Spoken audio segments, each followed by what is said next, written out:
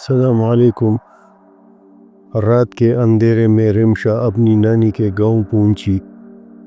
گاؤں کی گلیاں سنسان اور درختوں کی شاخیں ہواؤں میں عجیب انداز میں ہل رہی تھی۔ نانی نے دروازہ کھولتے ہی گھبرا کر کہا، بیٹی تمہیں رات کو سفر نہیں کرنا چاہیے تھا، یہاں ایک چڑیل کا سایہ ہے۔ رمشا نے مسکرا کر کہا، نانی یہ سب پرانی کہانیاں ہیں، مگر نانی کی آنکھوں میں خوف تھا۔ رات کے پچھلے پہر رمشا کی آنکھ کھلی، باہر سے عجیب سی سرسراہٹ سنائی دے رہی تھی۔ کھڑکی کی جالی پر نوکیلے ناخنوں کی آواز آئی۔ رمشا کا دل زور زور سے دھڑکنے لگا۔ اس نے آہستہ سے کھڑکی کی طرف دیکھا تو ایک لمبے الجھے ہوئے بالوں والی عورت کھڑی تھی۔ اس کی آنکھیں خون کی طرح سرخ تھی اور چہرے پر ایک خبیث مسکراہٹ تھی۔ اچانک اس کے لمبے ناخن کھڑکی کی جالی کو توڑنے لگے۔ رمشا نے خوف سے چیخنے کی کوشش کی، مگر آواز اس کے گلے میں دب گئی۔ دروازہ خود بخود کھلنے لگا اور چڑیل آہستہ آہستہ اندر داخل ہوئی۔ اس کے پیر زمین پر نہیں تھے، بلکہ وہ ہوا میں تیر رہی تھی۔ رمشا نے ہمت کر کے قرآن پاک کی چند آیات پڑھنی شروع کی۔ چڑیل ایک لمحے کے لیے رک گئی، مگر پھر خوفناک چیخ ماری۔ اس کی چیخ اتنی بھیانک تھی کہ کھڑکی کے شیشے چٹکنے لگے۔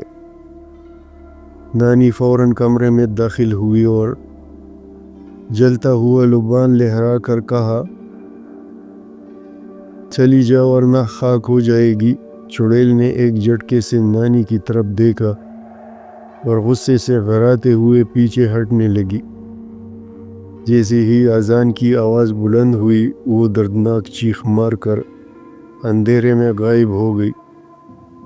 رمشا تھر تھر کانپ رہی تھی، جبکہ نانی نے تسلی دی، بیٹی یہ گاؤں پرانے راز چھپائے بیٹھا ہے، اس چڑیل کی کہانی ابھی ختم نہیں ہوئی۔ اگلی صبح رمشا گاؤں سے نکلنے ہی والی تھی کہ درخت کے نیچے ایک لمبے بالوں والی عورت کو بیٹھے دیکھا۔ وہ رمشا کو دیکھ کر مسکرائی اور اس کے لمبے ناخن زمین پر رینگنے لگے۔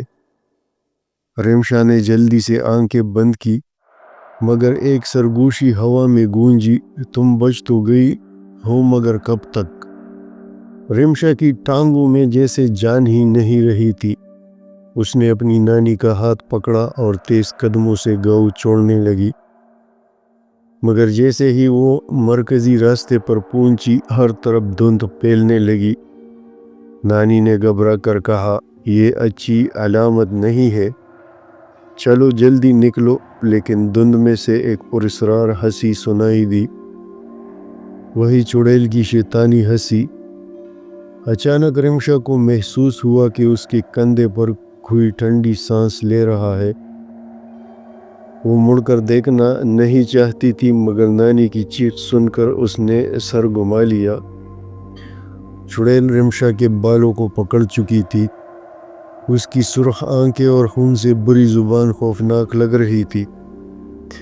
رمشا نے زور سے چیخ ماری، مگر چڑیل نے اسے ہوا میں اٹھا لیا۔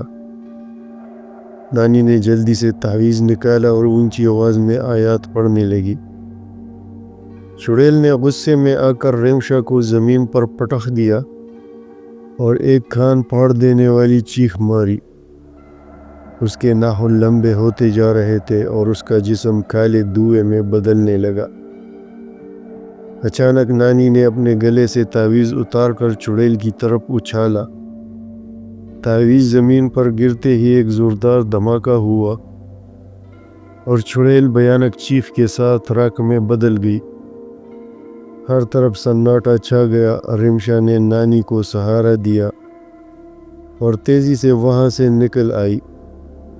راستہ اب صاف تھا، دھند غائب ہو چکی تھی۔ جب وہ گاؤں کے آخری حد پر پہنچی تو نانی نے پیچھے مڑ کر ایک آخری نظر ڈالی اور بولی، یہ کہانی اب ختم ہو چکی ہے، مگر رمشا کا دل اب بھی زور زور سے دھڑک رہا تھا۔ کئی سال بعد جب گاؤں میں ایک نیا خاندان بسنے آیا تو ان کی چھوٹی بیٹی نے اپنی ماں سے کہا، امی، کل رات ایک لمبے بالوں والی آنٹی میرے کمرے کی کھڑکی پر کھڑی تھی اور مسکرا رہی تھی۔ یہ تھی آج کی شارٹ سی سٹوری۔ اگر پسند آئی ہے تو لائک اور سبسکرائب ضرور بنتا ہے۔ اگلے ویڈیو تک اللہ حافظ۔